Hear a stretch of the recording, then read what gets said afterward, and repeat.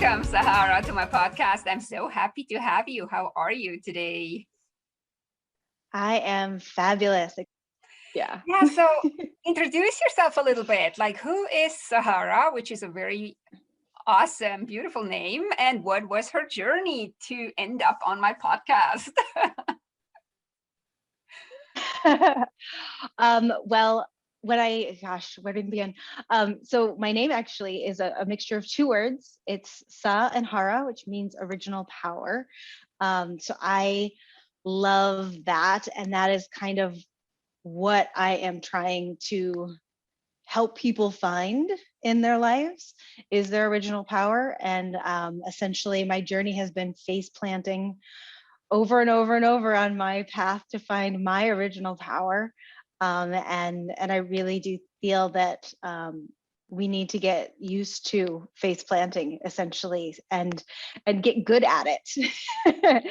They were, like a gymnast and all of the athletes, their strength is their ability to fall, because you will always fall while you're learning, while you're growing, while you're changing, while you're creating. But the trick is to not let it take you down permanently. So it's like you got to be skillful at falling and failing before you can really get to like that beautiful succeeding place. So that's what I do in my life all day, every day, and that's what I strive to help other people do. Yeah, I feel like when we're little, we're still allowed to fail. No, like when we learn to walk, like we're encouraged to walk, and even if we fall over, we're just like everybody around us cheers us on, and we're getting up. And then It's later, like, yay, you fell. yeah, but then later they start training that out of us. No, I mean, Yeah. I feel like when I went to school, being wrong, having the wrong answer, failing on a test was like a big deal. And then we have to start relearning again that failing actually is a good thing. So Yeah. Yeah, I really wish that that as we grew, that the idea of failing and falling could be honored more. I had this conversation with a friend a little while ago. What would happen if, when you got called to the front of the room to work out a math problem or something on the board and you got it wrong? What would happen if, instead of the teacher sending you back to your seat, they said, okay, this isn't quite correct. Let's walk through this together. And you had this experience of like, oh, okay, there's my problem. Let me fix it and do the rest of the thing. And like how that would be teaching by example of like how to overcome obstacles. Because we're not taught that as kids. We're taught you're either right or you're wrong. You either pass or you fail, and you can go back and try again. But there's no resilience really taught to us. And I No, think I that feel that's it's more missing. shame. To me, I feel like Yeah. shame is taught. I mean, I remember when I was wrong in school, I would be so ashamed, and not that the teacher maybe necessarily shamed me, but the whole reaction was, oh no, that's wrong. And it's kind of like it created this tension, and then everybody in the classroom was kind of like glad it wasn't them that said it wrong, instead of Yeah. creating a supportive environment or supportive community. We created this gap. No, oh, thank God she is wrong and she is not me, and Yeah. yeah, sad.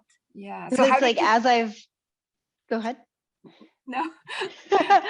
I was going to say that as I've grown and as I've been doing more kind of holistic training and studying, there is a different perspective where you're excited that you are the person that got picked to go to the front of the room and be the example, because often you got to work on your own stuff.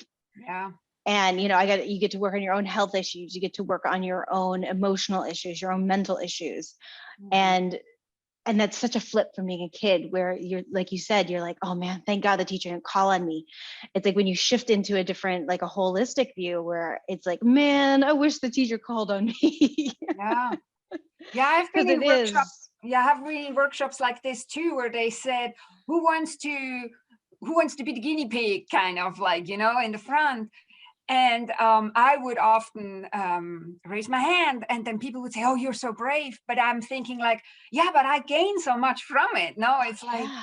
but this is where people say, "Oh, you're so brave," because we're so conditioned to, "Oh my God, no, you can't be in the front of the class or the group," and because you could fail. And yeah, so how did you figure Yeah. this out? Like, was there a moment in your life where you figured out, oh, that's what life asks from me, like one specific one? Or were you more kind of like, were you born with this wisdom? Let's say like that. I'd say we're all born with this wisdom, and then it gets, it gets conditioned out of us. I don't think that there was necessarily a moment where I shifted my perspective back to that. I think it was a it was a process. And they always talk about healing and discovering as being like an onion process where you're just peeling back layers. And I think that it was peeling back layers and my perspective changing and my comfortability with being wrong changed. Mhm, My comfortability with being able to say I don't know mhm. changed. My comfortability with being able to accept responsibility for being wrong and calling myself out. And none of that stuff ever gets super comfortable. Nobody likes to be wrong. Nobody likes to hurt somebody. Nobody likes to be the person that was wrong in the argument. Um, but you get more comfortable with it as you grow in your desire to have more authentic connection with the people in your life and the world around you. And I think that at some point that desire became way stronger than the discomfort Mhm. of needing to always be right and needing to always look like I have my shit together, because in Mhm. all reality I don't. We Nobody all does. pretend anyways. Yeah, exactly. So you're living quite outside the box, I feel like. So how did traveling and learning all these amazing things, like I think you do yoga, Ayurveda, and all these things, how did that help you in your journey? Or were they I would assume they were critical and crucial and everything, but in what way? Well, I think that traveling taught me to be uncomfortable. Mhm. And it really taught me what things, not just material things, but all things, beliefs, emotions, opinions, were necessary and what things weren't. Like you can only in life carry so much with you. And when you're traveling, there's only so much you can obviously carry with you. Um, but learning to look at things from that perspective of like, do I really need this? How is this serving me? Mhm. Um, that that has bled so deeply into every other aspect of my life, where that non-attachment of being like, yeah, this is my favorite thing, but this is my favorite outfit, or but it's not reasonable for me to have all of this with me. And I think that that is an important thing to just the journey of life, the traveling through life. Like, do I really need this? This Mhm. was a gift, this was a belief that was gifted to me from my church, from my family, from my culture. But is it really serving me in my day-to-day life? And if not, it's like, okay, thank you. I love that little thing that I was given, but I don't need it anymore. It's not going to propel me into the next bit of my life. And I don't need to carry it along the way. Yeah, but see, I see that every day. So when I help people declutter and get organized, so many people hold on to these things that actually don't serve them.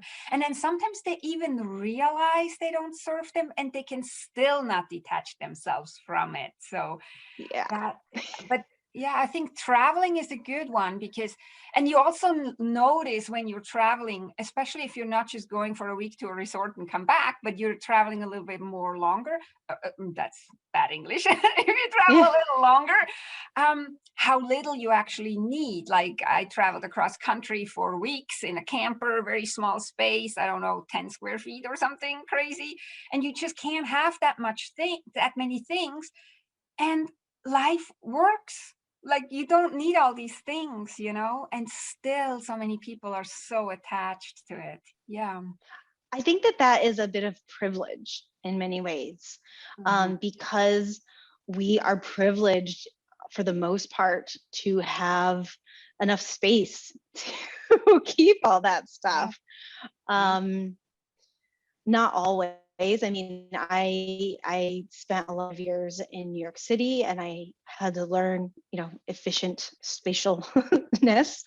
Yeah. Um, yeah, but I do think it's a little bit of a privilege thing where if we weren't necessarily always allowed to just hang on to things forever, Mm. we wouldn't. It would, if it became much more of a lifestyle thing to let stuff Yeah. go. Yeah. Um, and I find that, like, when I do Ayurveda, I come across clients often that have a lot of this clutter, physical, emotional, um, food wise, especially, like, I need to eat this. And I start to talk to them about, okay, well, what is it that this thing, this food, this emotion, what does it provide for you? What do you feel? And oftentimes it's nostalgia of some sort. It reminds me of my grandmother. You know, and finding really unique and creative ways that they can maintain that connection, that memory, that comfort, while still letting the object itself go, or the food go. Like, how can you remember this person in a different manner? How can you get that same comfort feeling from something more healthy? Mhm. Yeah. Things like that.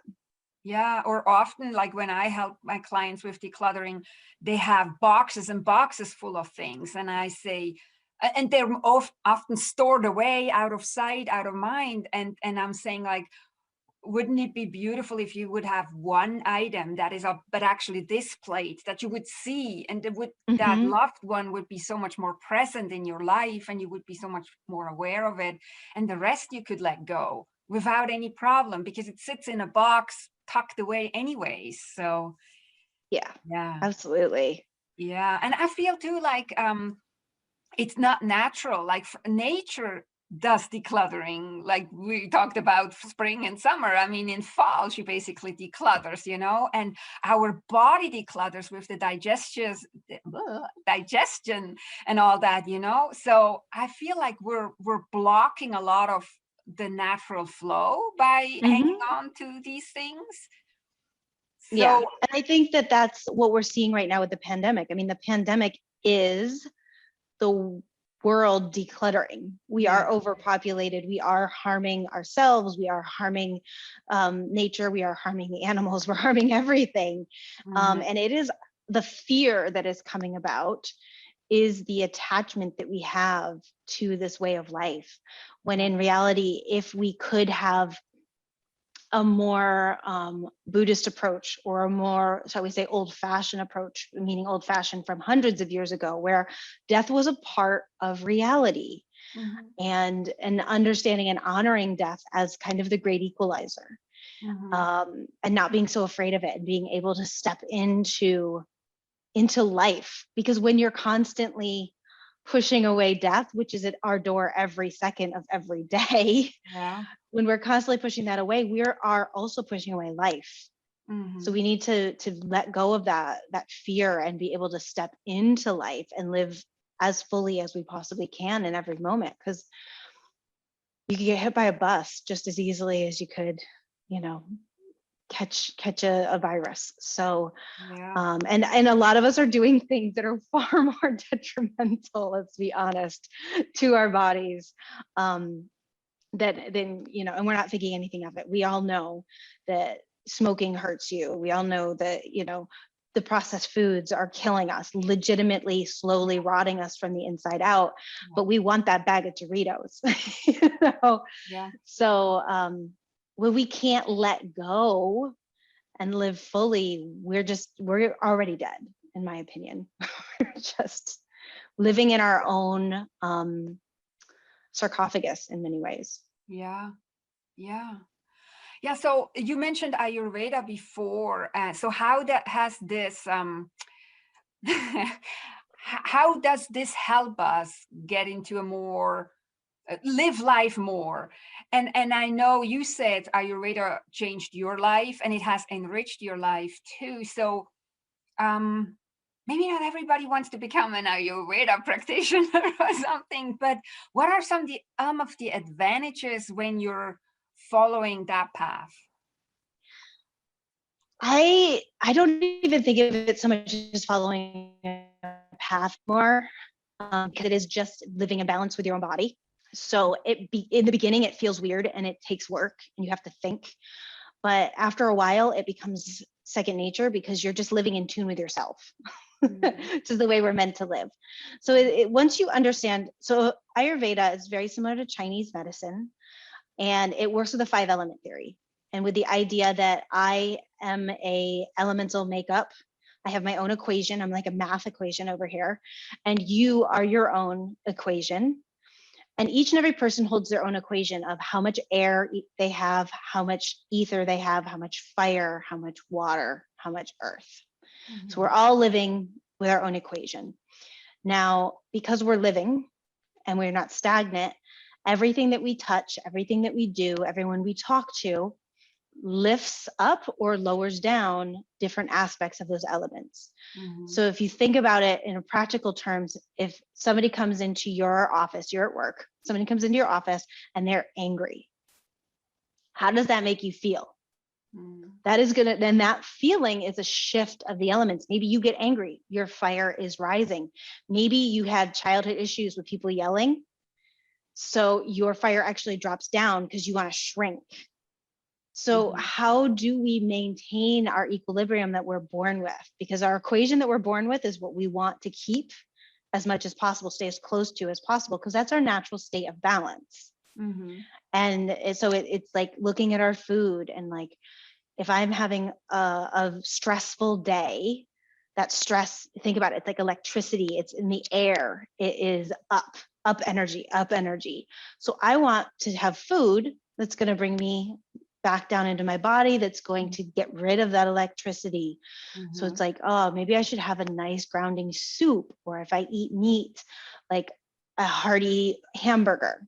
Warm drinks, things that are going to with roots, like put some turmeric root in your tea, things that are going to bring you down. And then if you're feeling depressed, you're heavy, you're down in that earth, you're kind of muddy, you're emotional, watery. So emotions are water. Okay, well, I need to do something that's going to be more elevating. So maybe like bubbly water, it's going to be effervescent, it's going to lift me up. These things that we don't think create a change in our life, but if we pause long enough to check in, we would recognize that they absolutely do make a change in our lives. So it's really all about attention, awareness, and intention. That attention and awareness, where am I right now?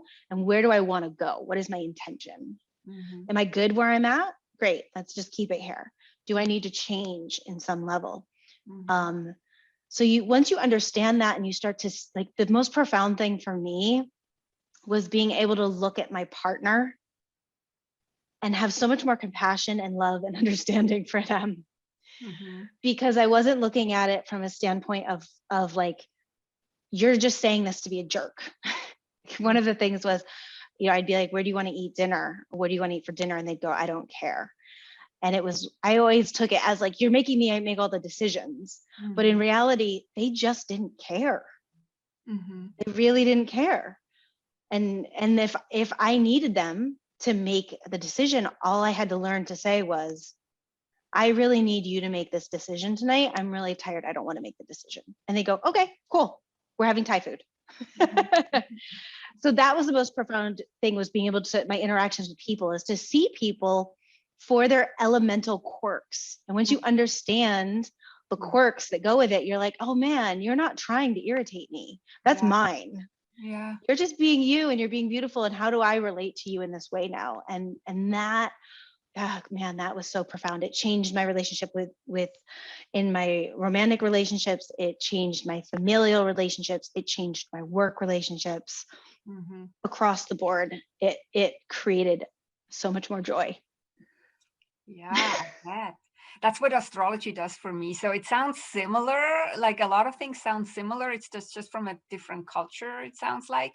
But in our pre-chat, you also told me something that, of course, I want to hear more about. You said you can walk into somebody's home and you kind of know, like from the items they have sitting around, you can know a lot about them. Can you talk a little bit about that? Yeah, for sure.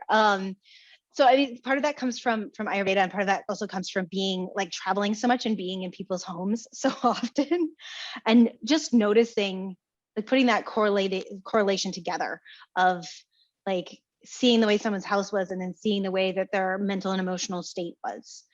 So I did learn very quickly to be able to assess the situation from walking into somebody's house. And in the opening chapter of my book, The Conscious Alcoholic, I talk all about 5-element theory, and I explain what the different body types and elemental types are. And it's like a Vata person who's air and ether, so like wind and space. They will have typically stuff sporadically thrown about. So it's messy, but it's not congested. Um, and they're the type of person that I like to talk about concert tickets in this. And this was actually inspired by one of my best friends in Spain, because she had a board full of concert tickets. And I always thought about that. So I used that in the book. But a Vata person will be like, I'm going to keep this concert ticket. But typically the concert ticket has disappeared by the time they've left the concert because they've lost it somehow. But they're also like, oh man, I'm bummed. I wanted to keep that. And then they're like, who wants pizza? They're on to the next thing. A Pitta person, you walk into their house. A Pitta is fire and water. You walk into their house, everything is organized, bookshelf alphabetized, closet color coordinated, like super organized. They can tell you where everything is. And if a concert ticket, they probably don't even keep the concert ticket. They get through, and on their way out, they drop it in the garbage because they're like, I don't need this. Or if they do want to keep it, they've decided before they've even gotten to the concert where that concert ticket is going. When they get home, framed on a wall. Yeah. And then a Kapha person who is water and earth, you walk into their house and it's cluttered, but it's also congested. So it might be, they are the people that you find that are hoarding. Not always, but a very unbalanced, that's what unbalanced kapha is. It is that hoarding aspect. And they, with the concert tickets, are the ones that have every concert ticket strewn all over the house in random places, piles of them. They typically know where everything is for the most part, but it is definitely cluttered and a bit chaotic. So yeah, you can tell a lot from what's going on. And then like you definitely, if you know somebody really well and you walk into their house and it's different than it normally is, then you know to look at them and be like, are you feeling okay? Is there anything going on in your life? Yeah. Do we need to talk? What's going on? Yeah, so you can see when people are out of alignment. Yeah, and so that would have you kind of answered my question, because I always kind of knew these 3 types of people in Ayurveda, and I wasn't so aware of the 5 elements and how they fit together, but you kind of explained it now. And so what we're trying to do is like, if we are one of these 3, if we recognize ourselves in one of the 3 that you just said, what we're trying to do probably is kind of like balancing that more out. No, so somebody that Vata, you said, was very airy and ethery, so they're a little bit scattered, so we want to bring more grounding in. A Pitta person is too fiery, so they need to calm down some. No, I would think. And then, well, there's that's semi right. So there's everything has their positives and negatives. So like when a Vata is in a balanced state, they are naturally going to be a fantastic multitasker, a fantastic manifester, a dreamer. They're going to like talk about something and it's going to show up for them the next day.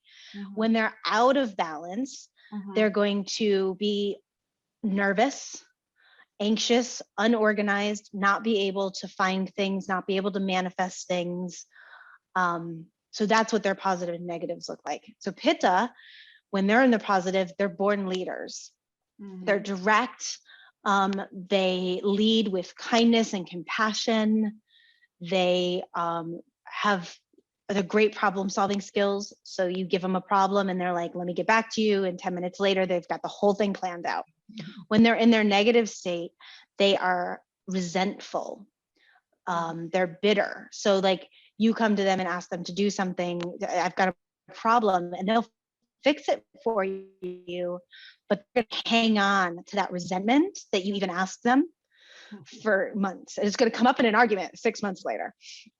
They're also very sharp, meaning, so sharp in both ends. Sharp meaning very clever when they're balanced, and sharp meaning very like sharp like a knife. They'll cut you when they're out of balance. So if they get too much in there, they will snap at you when you come to ask a question or try to pull them out of what they're focused on.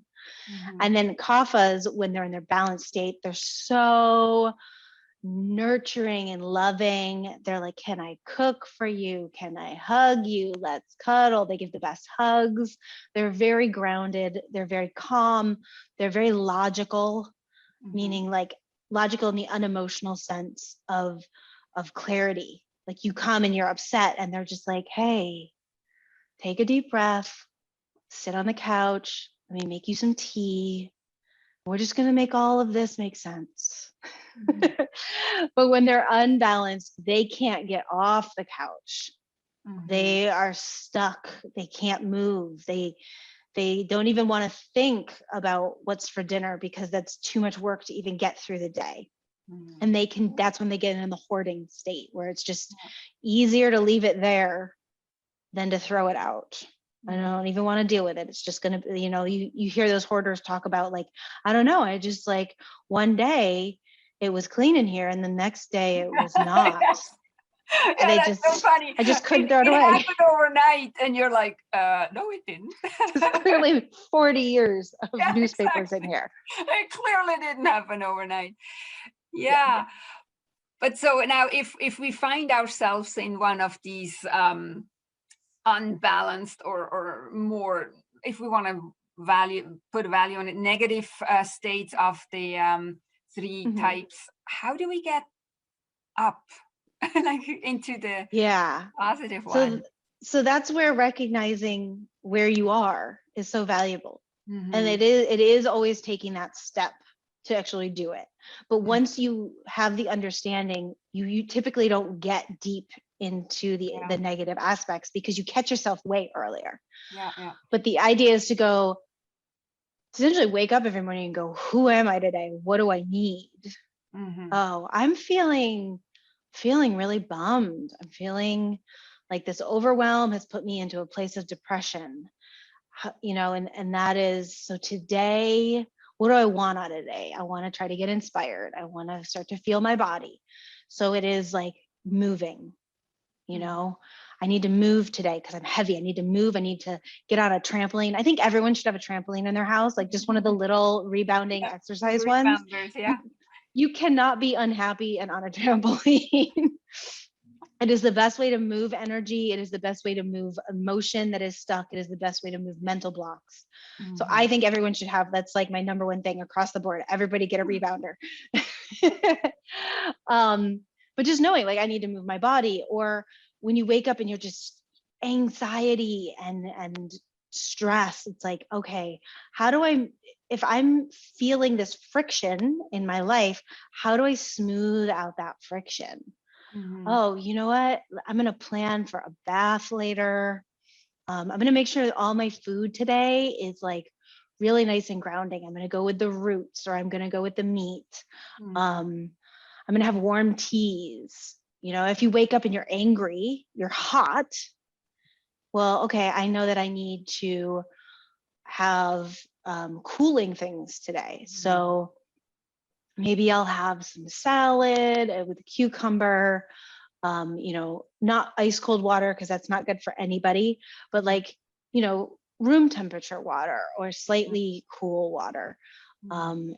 So once you start to understand your foods or like, man, I'm fiery this morning. I want to cool down. My brain is fiery. My emotions are fiery. I'm going to wear blues and greens. Mm-hmm. or I'm going to wear, earthy colors or watercolors. Mm-hmm. And that's if I'm in a depressed state, I'm going to go with like whites and blue, like light pastels. If I'm in a really like stressed space, I'm going to go with, browns and earth colors. So you find like, where am I out of balance? And what's a like on the wheel of life, what is across from that imbalance? I need more of that. Yeah. Bring some more of that into my life, and then I'll meet in the middle. Yeah. Yeah. I love that. So is that how you help your clients? Talk a little bit, like you wrote a book and I think you have some courses or programs. Talk a little bit how you help people with this, how that looks. So Ayurveda can be put onto anything. And that's how I ended up with the book, The Conscious Alcoholic. Yeah. I was at a Vipassana meditation. A woman who worked in the liquor industry was fascinated with Ayurveda. We were talking and she goes, can you do this with liquor? And I was like, you can do this with anything, surfboards, underwear, whatever you want. So, that kind of sparked the idea of the book. So the book, despite being a cocktail book, and its title is largely about intention. That's why it's The Conscious Alcoholic. If you are going to drink, how can you do it in the most intentional way possible? Because people are going to do all sorts of things, and if you can apply it to your life, fabulous. You're already on the road to success. So the book, the first part is all about the 5-element theory. The second part is all the plant medicine from what's in the recipes, teaching people to make tinctures, teaching people to make infusions, teaching them all about the different plants that they can use in regular life, let alone just in your cocktails. And then the last bit is broken down into understanding the spirits, so vodka, gin, rum, tequila, bourbon, or whiskey. Wine, beer is touched on so that you can understand when you sit down, I want a cocktail this afternoon. What is the one that's going to be best for my body and my mind and my emotions? Because everything affects everything else. So it's the same thing that, I do that with working with my clients. And I have 3 programs. I've got Dip Your Toes, Waist Deep, and then Deep Dive. And that is because not everybody wants to have all the information given to them right away. I want all the information, give it all to me. I want to process it all. And tomorrow I make 100% of the changes, but that is not everybody. So the Dip Your Toes is like, I'm curious. I want to shift. Give me some easy, like tangible things that I can do with my life to start that process. The Waist Deep is a little bit deeper, where it's a much more in-depth dive into your food, into different wellness activities that you can do, into different body care activities you can do. And then the Deep Dive is, I want to do Ayurveda and I want to do a bunch of other things too. So I want to maybe do private yoga. I maybe want to do energy clearing. So clearing out limiting beliefs. So, getting to the root of why I'm doing stuff, why I'm hanging on to this stuff emotionally. If I'm in the vicinity of people, body work, offering them body work. So that one comes, like, that one is huge. It comes with, like, I think it's 5 one-on-one sessions with me and 4 accountability check-ins. The middle one, Waist Deep, comes with just accountability check-ins. And then the Dip Your Toes is just the consultation. You get your full write-up, and then we have an opportunity to talk about your write-up. So those are the different ways people can work with me, because again, not everybody wants to change their stuff overnight. And actually, a yoga studio owner said to me years ago, when I was doing Ayurveda, she goes, you're changing the philosophy to fit people's lives.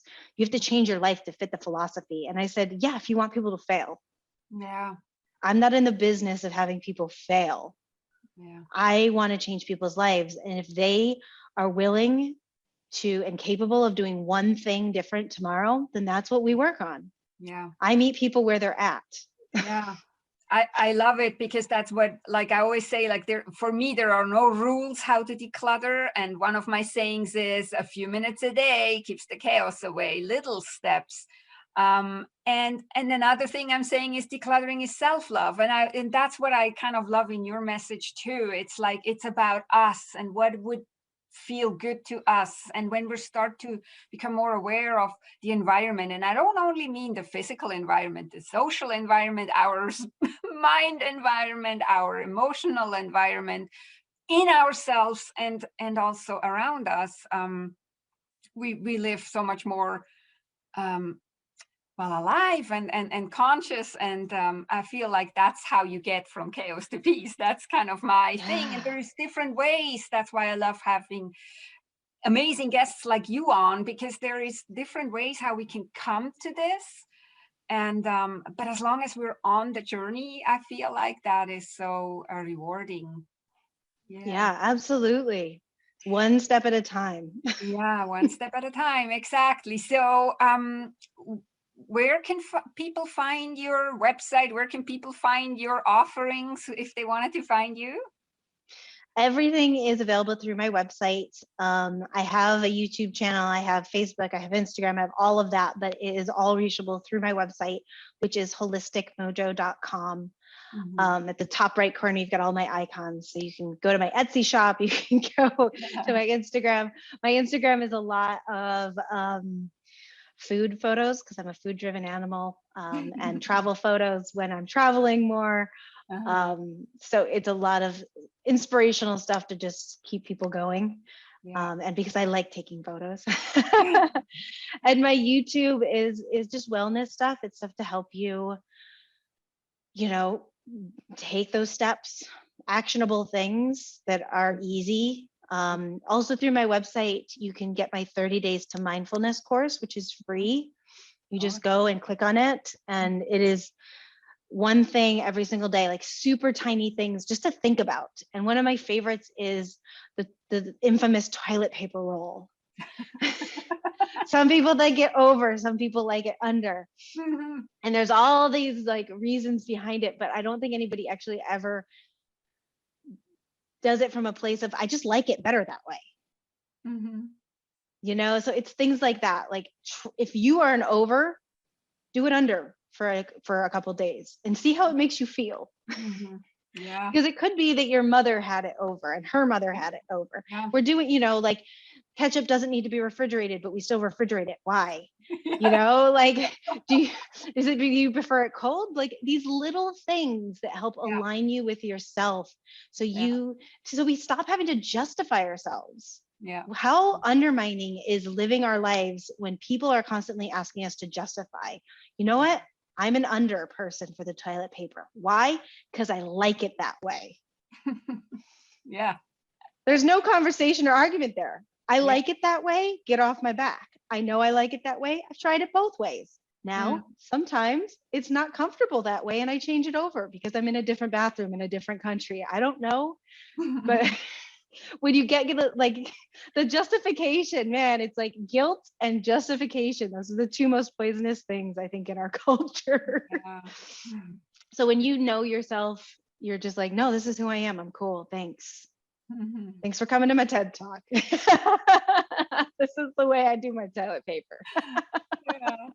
I love it, Sahara. Thanks so much for coming on my show and sharing your wisdom. I could talk with you forever, and I might have to have you back. So that would be great. Some more. It was great to be here today. Thanks for having me. Yeah, thanks so much. Bye-bye.